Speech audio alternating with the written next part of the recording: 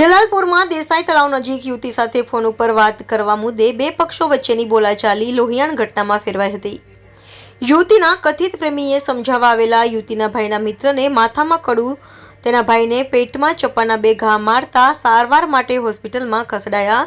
જલાલપુર પોલીસે ગણતરીના કલાકમાં ચારેય આરોપીની ધરપકડ કરી। જલાલપુરના દેસાઈ તળાવની પાળ નજીક હસગંગા સોસાયટીમાં રહેતા નિખિલ રમાશંકર પાંડેને મિત્ર રવિ પરમારે ફોન કરી જણાવ્યું હતું કે મારી બહેન સાથે અરુણ ડાભી ફોન પર વાત કરે છે, જેથી નિખિલ અને રવિએ અરુણ ડાભીને બોલાવીને મારી બહેન સાથે ફોન ઉપર કેમ વાત કરે છે તેમ કહેતા અરુણે વાત તો હું કરીશ જ કહી નિખિલના માથામાં કડું મારી દેતા ઈજા થઈ હતી। આથી નિખિલે તેના મોટા ભાઈ સાહિલ પાંડેને સમાધાન માટે બોલાવ્યો હતો।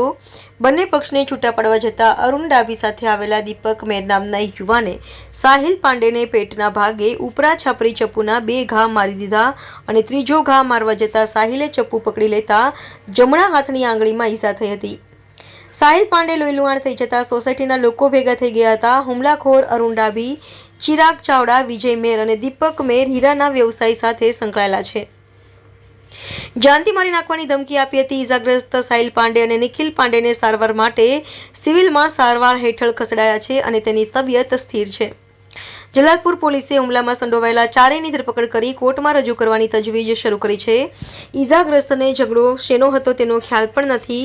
ઘટના અંગે સાહિલ સાથે વાત કરતા તેણે જણાવ્યું કે મારા ભાઈ નિખિલ સાથે મગજમારી થતાં હું સમાધાન કરવા ગયો હતો અને સામેવાળાને સમાધાન કરવા કહ્યું હતું અને મારપીટ ન કરવા અંગે અપીલ કરી હતી।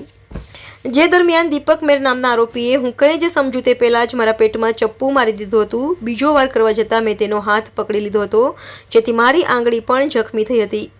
હું લોહી લુહાણ હાલતમાં ખાનગી હોસ્પિટલમાં ગયો હતો, જ્યાં મને સારવાર આપવાની ના પાડી, જેથી તાત્કાલિક સિવિલ હોસ્પિટલમાં આવ્યો હતો। ઝઘડો શું હતો તે પણ મને ખબર નથી, પરંતુ હું મારા ભાઈને વાગતા તેને લેવા ગયો હતો ત્યારે સામેના આરોપીઓ મારા ઉપર હુમલો કરી દીધો છે।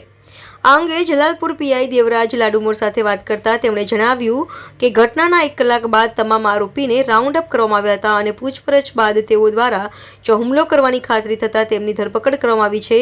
આજે સાંજે તેમને કોર્ટમાં રજૂ કરી રિમાન્ડની માંગણી કરવામાં આવશે। ઘટનામાં વપરાયેલા ચપ્પુની શોધખોળ શરૂ છે। તારીખ 11/3/2025 ના રોજ ફરિયાદી શ્રી નિખિલ સન ઓફ રમાશંકર સુદર્શન પાંડે રહે જલાલપુર દેસાઈ તળાવની પાછળ હંસગંગા સોસાયટી ઘર નંબર 2 નાઓએ જલાલપુર પોલીસ સ્ટેશનમાં આવીને BNS ની કલમ 115(2), 109(1) મુજબ વગેરેની એક ફરિયાદ આપેલ હતી।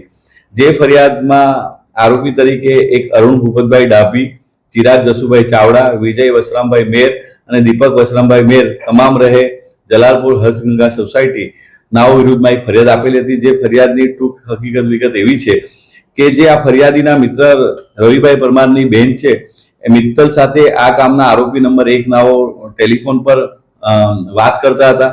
જે બાબતે આ ફરિયાદીએ તેઓને કેમ વાત કરો છે એ બાબતે કહેવા જતા અને સમાધાન માટે બેઠક કરવા જવા માટે એ લોકો ભેગા થયેલા ત્યારે આ તમામ આરોપીઓએ બધા ભેગા થઈને તમામ આરોપીમાંથી એક અરુણભાઈ ડાભી નામે ફરિયાદીના માથાના ભાગે પોતાના હાથનું કડું અને એમ જે 4 નંબરના આરોપી છે દીપક મેર નામે ફરિયાદીના ભાઈ સાહિલને જીવલેણ હુમલો કરીને પેટના ભાગે ચપ્પુના ઘા મારીને તમામ 4 આરોપીઓ મળીને ફરિયાદી તથા એમના જે સાહેદો ભાઈ છે એમને ગંભીર ઇજાઓ પહોંચાડેલ હતી અને જાનથી મારી નાખવાના ઈરાદે હુમલો કરેલ હતો। જે બાબતે ગુનો નોંધીને આગળની તપાસ પીઆઈસી ડીડી લાડુમોરનાઓ કરી રહેલ છે અને તમામ આરોપીની અટક તારીખ 12/3/2025 ના કલાક 18:30 વાગે તમામ આરોપીની અટક કરવામાં આવેલ છે। આરોપીનો કોઈ ગુનાહિત ઇતિહાસ? આરોપીનો કોઈ હાલ ગુનાહિત ઇતિહાસ જણાવેલ નથી।